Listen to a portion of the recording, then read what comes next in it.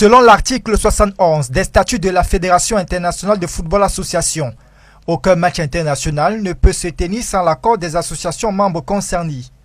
Dans le cadre du duel très attendu entre les Lions indomptables du Cameroun et les Requins bleus du Cap-Vert, la FECAFOOT reste donc un interlocuteur incontournable de la FIFA dans l'organisation de cette rencontre. La FECAFOOT ne peut pas être complètement mise à l'écart de l'organisation du match contre le Cap-Vert parce que c'est la FECAFOOT qui est l'intermédiaire direct de la FIFA. Il ne faut pas oublier que c'est un match FIFA. Dans cette posture d'association membre de la FIFA, la FECAFOOT est l'organe compétent pour assurer la réception et le logement de l'équipe visiteuse, le Cap-Vert, ainsi que les commissaires des matchs de la FIFA.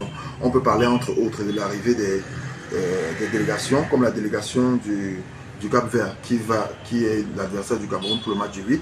Il y a également les officiels de la FIFA une fois qu'ils viennent et toutes les commodités liées à l'organisation de la rencontre.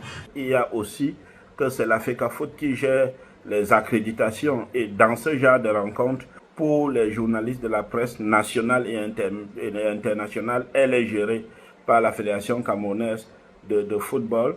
Des missions non facultatives pour la fédération sous peine de représailles de l'instance faîtière du football mondial. Et si la Fédération camerounaise de football manquait à une de ses obligations, elle serait directement frappée par la FIFA. Dans les faits, le ministère des Sports et de l'Éducation physique a pris les devants pour faire face au retrait de la fédération dans l'organisation du match de samedi.